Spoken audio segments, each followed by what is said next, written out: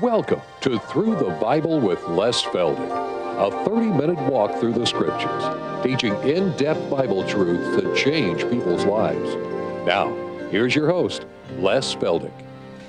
Okay, it's good to see everybody back so quick, and we're going to get out of here early today if we keep this up. So again, we just want to make our television audience feel right at home. And like I told someone in the studio before one of our programs this afternoon, I had a letter or phone call from a gentleman who heard me refer to previous letters that say they feel like they're sitting on the back row.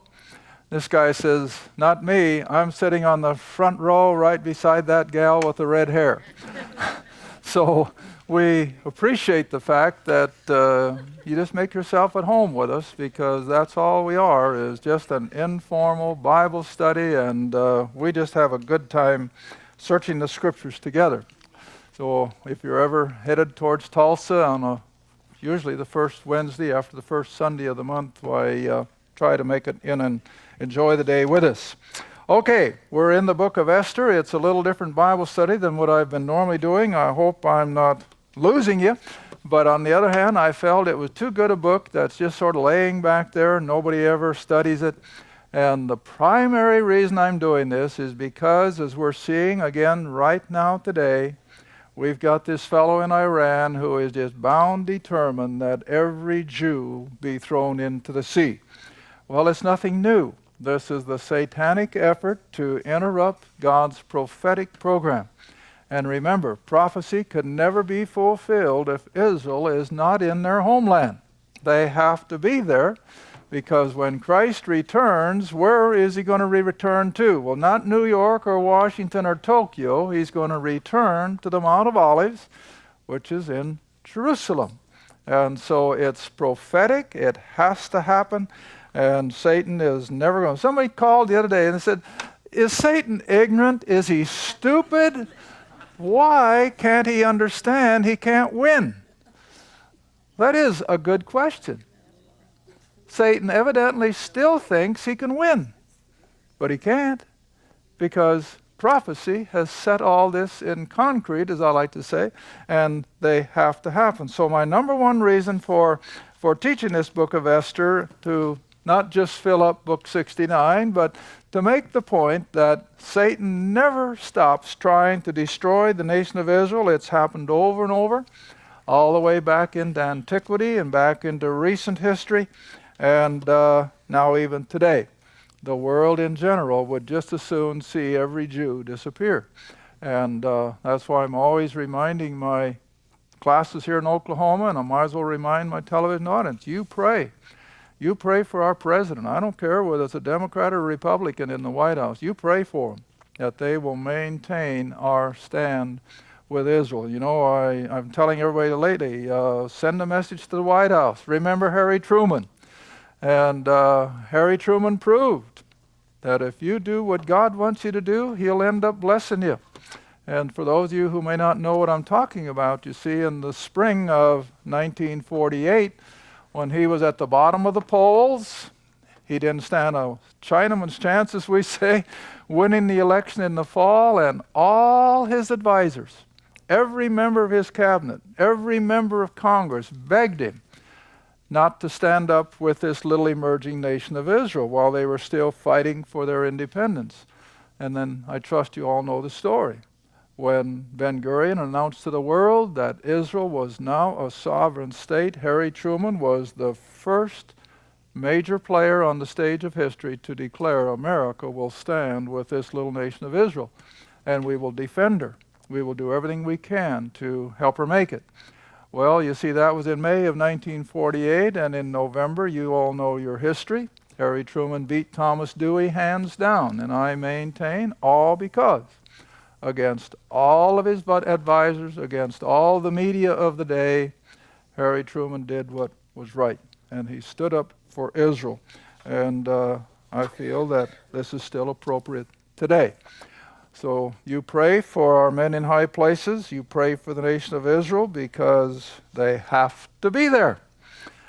Otherwise, prophecy can't be fulfilled. All right, so now then I'm going to go back to Esther again with that premise that here we have another opportunity that Satan thinks he can destroy the nation to the last little boy and girl. They were to have no mercy, to kill every Jew in the empire. All right, so we were down at chapter 4, and I'm going to read again the last part of verse 14, because this is exactly what it boiled down to, where Mordecai tells Esther, "Who knoweth whether thou art come to the kingdom as a queen in a place where she can really get something done? Who knoweth but that thou art come to the kingdom for such a time as this, to stop the obliteration of the Jewish people?" All right, so verse 15, "Then Esther bade them return Mordecai this answer, Go gather all the Jews that are present in Shushan, fast for me, neither eat nor drink for 3 days, night or day. I also and my maidens will fast likewise, and so will I go in to the king, which is not according to the law." In other words, she could not go in unless he would invite her. But she's going to make the move, and he could have just as well made the decree to kill her or to take her out of the way. Verse 17, "So Mordecai went his way and did according to all that Esther had commanded. Now it came to pass on the 3rd day that Esther put on her royal apparel." She's going to get dressed to the hilt. "And she stood in the inner court of the king's house over against his house, and the king sat upon his royal throne in his royal house over the gate, against the gate. And it was so, when the king saw Esther the queen standing in the court, that she obtained favor in his sight, and the king held out to Esther the golden scepter that was in his hand. So Esther drew near and touched the top of the scepter," which of course was the custom. You've seen it in movies, I know you have, where the king would appoint whoever touched the scepter to come into his presence. All right, so then verse 3, the king said, here it comes now, we're setting the stage to reverse everything against this Amalekite Haman. So the king said, "What wilt thou, Queen Esther, and what is thy request? It shall be given to thee, even to the half of the kingdom." And Esther answered, "If it seem good unto the king, let the king and Haman come this day into the banquet that I have prepared." Now she's just not asking him straight out, reverse the decree, but she's going to again, I think, get him pretty well, as we would say today, loosened up. And like a lot of people call it, attitude adjustment or whatever. Alcohol has been the vehicle for centuries, you know that. And so she's going to use the same thing. So she prepares a huge banquet. Verse 6, "And the king said unto Esther at the banquet of wine, What is thy petition? And it shall be granted thee. And what is thy request? Even to the half of the kingdom it shall be performed. Then answered Esther and said, My petition and my request is." Here it comes. And you know how they did in the antiquities. I know this because I read a lot of archaeology stuff. And this is exactly how they wrote each other letters. They would just flower and just give all kinds of descriptions of how great they were. And so she does the same thing. "If I have found favor in the sight of the king, and if it please the king to grant my petition and to perform my request, let the king and Haman come to the banquet that I shall prepare for them, and I will do tomorrow as the king hath said." So then Haman went forth joyful and with a glad heart. But when Haman saw Mordecai in the king's gate, that he stood not up nor moved for him, he was full of indignation, that's another word for wrath, against Mordecai. Nevertheless, Haman refrained himself, and when he came home, he sent and called for his friends and Zeresh his wife, and he rehearsed all that was taking place between him and the king, and how he feels that one of these days he's going to be second in the kingdom. He's really flying high. Then verse 12. "Haman said, Moreover, yea, Esther the queen did let no man come in with the king unto the banquet that she had prepared, but myself." You see how they like to lubricate their ego? I guess that's part of politics, isn't it? They just love to have their ego stroked and, as we say, just lifted up. And so Haman was just ecstatic that he alone would be in this banquet with the king and the queen. All right, then, but he says, all of this availeth me nothing so long as I see Mordecai the Jew sitting in the king's gate. He had such a hatred for Jews that even though he thought he was really making headway with the king, yet this just overwhelmed him, see? And so, verse 14, his wife and all his friends unto him said, let a gallows be made of 50 cubits high, and tomorrow speak thou unto the king, that Mordecai may be hanged thereon. Then go thou in merrily with the king unto the banquet. And the thing pleased Haman, and so he caused the gallows to be built. But now here God moves in. Yes, God moves in on the thinking of a king laying on his bed at night. And that night could not the king sleep, and he commanded to bring the book of the records of the Chronicles. Now do you see why I made special note of that a few chapters back? What happened in that book of Chronicles? It was recorded how Mordecai had kept him from being killed by these two chamberlains. It was in the book, and now he reads it, see? Oh, the providence, the hand of God in everything, beloved. And it's no different today. It's not one whit different. God is in everything. Verse 2. And it was found written that Mordecai had told of Bigthana and Teresh, two of the king's chamberlains, the keepers of the door, who sought to lay hand on the king. And the king said, what honor and dignity hath been done to Mordecai for this? The king's servants that ministered said, well, nothing. The king said, who is in the court? Now Haman was come into the outward court of the king's house to speak unto the king to hang Mordecai on the gallows that he had prepared for him. So the king's servant said, behold, Haman standeth in the court. And the king said, let him come in.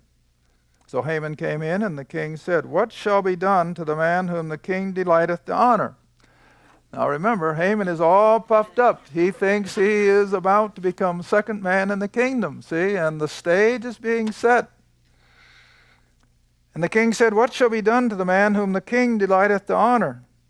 And Haman thought in his heart, to whom would the king delight to do honor more than himself? So Haman answered the king, the man whom the king delighteth to honor, let the royal apparel be brought which the king used to wear, and the horse that the king rideth upon. Now this is almost comedy, isn't it? I love this little book after now spending all this time in it. And here this guy is thinking all this is going to happen to him.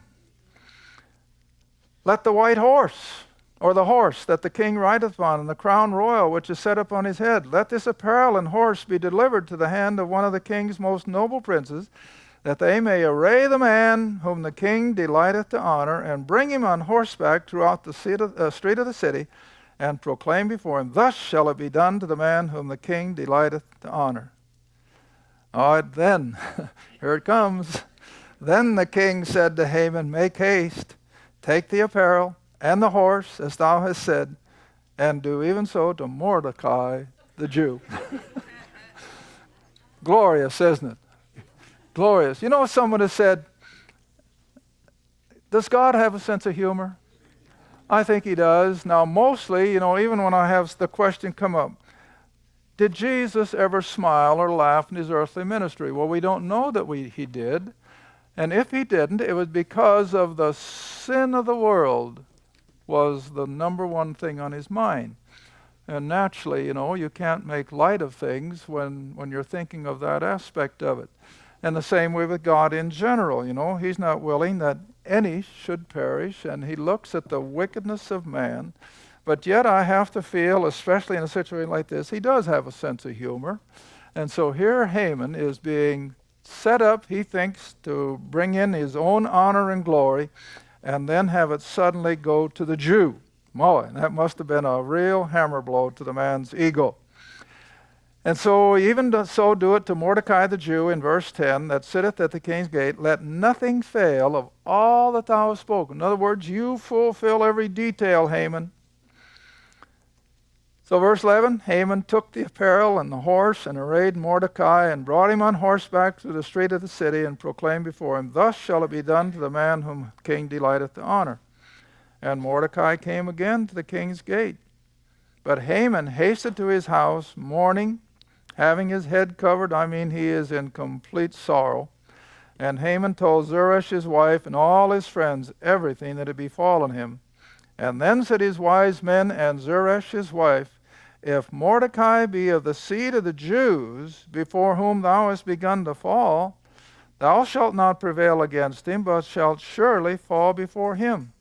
And while they were yet talking, came the king's chamberlains and hasted to bring Haman to the banquet that Esther had prepared. Now here's where Esther came in and began to set the stage for a reversal of the decree to destroy the Jew. So the king, verse 1 of chapter 7, the king and Haman came to the banquet with Esther the queen. And the king said again unto Esther on the second day at the banquet of wine, What is thy petition, Queen Esther? And it shall be granted thee. And what is thy request? Then Esther the queen answered and said, If I had found favor in thy sight, O king, and if it please the king, let my life be given me at my petition, and my people, the Jews, now remember, at my request. For we are sold. The decree has gone out. We are sold, and I and my people are to be destroyed, to be slain, and to perish. But if we had been sold for bondmen and as women, in other words, if we had just been sold into servitude, I would have held my tongue, although the enemy could not countervail the king's damage. Then the king Ahasuerus answered and said unto Esther the queen, Who is he, and where is he that dares presume in his heart to do so? In other words, to kill all the Jews. And Esther said, The adversary and the enemy. Now remember, there's only three people in that banquet, if I read right. The king, the queen, and Haman. And Esther said, The adversary and enemy is this wicked Haman. Then Haman was afraid before the king and the queen. And the king, arising from the banquet of wine in his wrath, went into the palace garden. Now that's why I referred to the archaeological digs of this palace, and they could reconstruct, according to the foundation stones, that this was the floor plan of this palace. So this is all set in antiquity archaeologically. Verse 7, And so the king, arising in his wrath, went into the palace garden, and Haman stood up to make request for his life to Esther the queen, for he saw that there was evil determined against him by the king. Then the king returned out of the palace garden into the place of the banquet of wine, and Haman was fallen upon the couch, I feel, that they have been reclining on to eat and partake of their banquet. And so Haman was fallen upon the bed whereon Esther, let's see, did I miss something? No, that's right. And Haman was fallen upon the bed or the couch whereon Esther was. Then said the king, this is just about a repeat of Joseph and, back there in Egypt. And so he finds himself on the couch whereon Esther was. And then said the king, Will he force the queen also before me in the house? As the word went out of the king's mouth, they covered Haman's face. And Harbona, one of the chamberlains, said before the king, Behold, the gallows are 50 cubits high, which Haman had made for Mordecai, who had spoken good for the king, standeth in the house of Haman. Then the king said, Hang him thereon. So the very gallows that Haman had built, hoping to kill Mordecai, he hangs himself. And thus was the king's wrath pacified. Well, now we just keep right on going in chapter 8, and we'll finish the whole story of Esther this afternoon. So on that day did the king Ahasuerus give the house of Haman, the Jews' enemy, unto Esther the queen. And Mordecai came before the king, for Esther had told what it was unto her. And the king took off his ring, which he had taken from Haman, gave it to Mordecai, and Esther set Mordecai over the house of Haman. And Esther spake yet again before the king, and fell down at his feet, and besought him with tears to put away the mischief of Haman the Agagite, and his device that he had devised against the Jews. And again the king held out the golden scepter toward Esther. Esther arose and stood before the king. and said, if it please the king, and if I have found favor in his sight, and the things seem right for the king, and I be pleased in his eye, let it be written. Now here it comes. To reverse the letters devised by Haman, the son of Hammedatha, the Agagite, which he wrote to destroy the Jews which are in all the king's provinces. For how can I endure to see the evil that shall come to my people? Or how can I endure to see the destruction of my kindred? Then the king said to Esther the queen, and to Mordecai the Jew, behold, I have given Esther the house of Haman, and him they have hanged upon the gallows because he laid his hand upon the Jews. Write you also for the Jews as it liketh you, in the king's name, seal it with the king's ring, for the writing which is written in the king's name and sealed with his ring may no man reverse. And then were the king's scribes called in the 3rd month, that is the month Sivan, on the 3rd and 20th day thereof.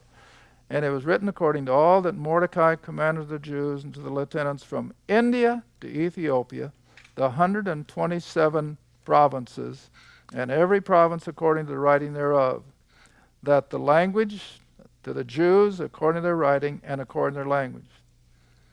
Okay, now here we come. This is what I wanted you to see.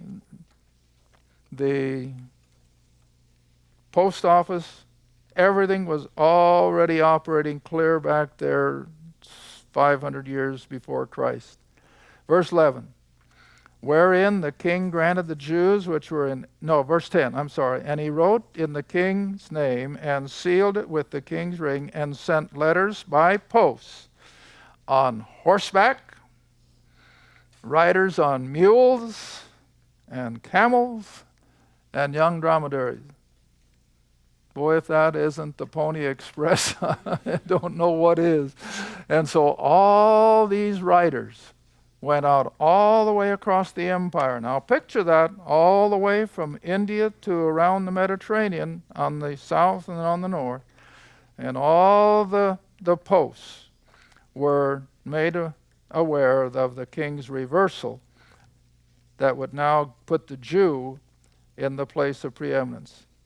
Now verse 11, wherein the king granted the Jews which were in every city to gather themselves together and to stand for their life. And now it's reversed, to destroy, to slay, and to cause to perish all the power of the people and province that would assault them, both little ones and women, and to take the spoil of them for a prey.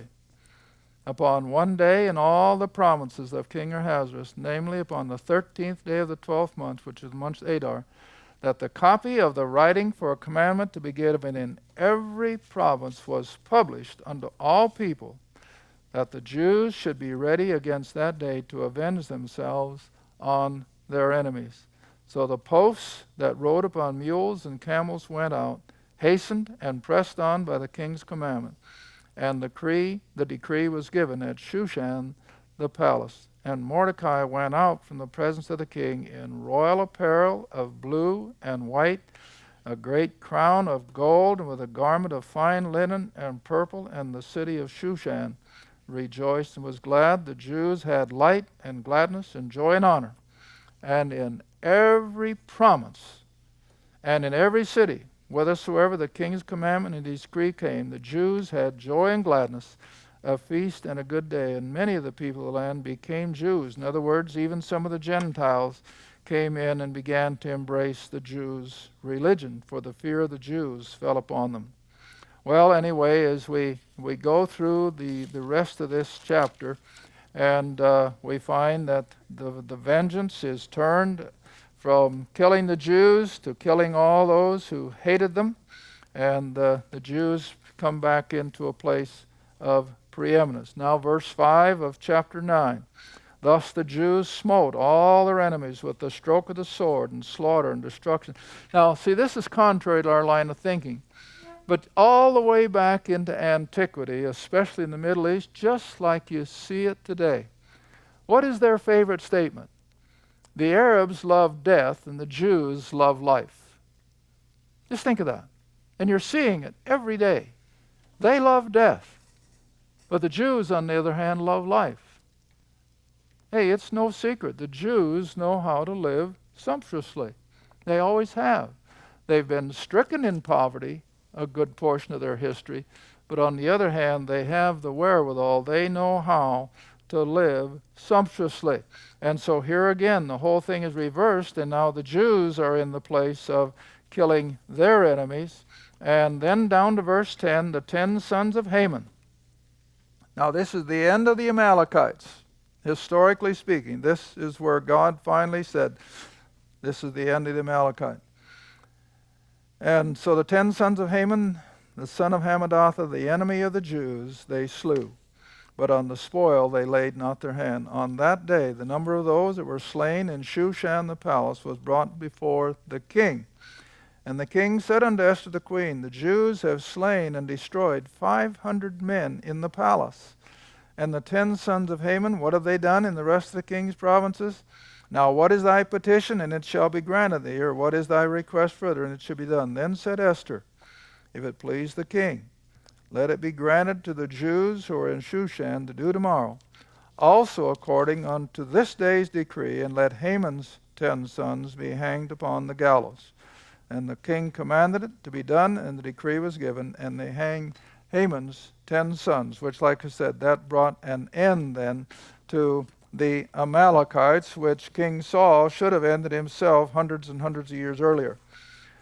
Verse 15, for the Jews that were in Shushan gathered themselves together on the 14th day also the month Adar, slew the 100 men at Shushan, but on the prey they laid out their hand. But the other Jews that were gathered in the king's provinces gathered themselves together and stood for their lives, and had rest from their enemies, slew of their foes 75,000, but they laid not their hands on the prey. And on the 13th day of the month Adar, and on the 14th day of the same rested day, and made it a day of feasting and gladness. And now we'll pick that up in our final half hour, and we'll find that it is a feast day that is still celebrated in Israel today. And the name of the day is Purim, P-U-R-I-M.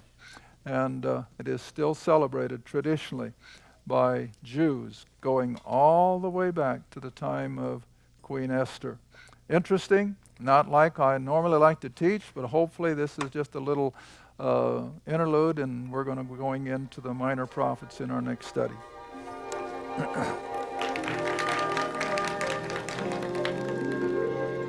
Thank you for watching Through the Bible with Les Feldick.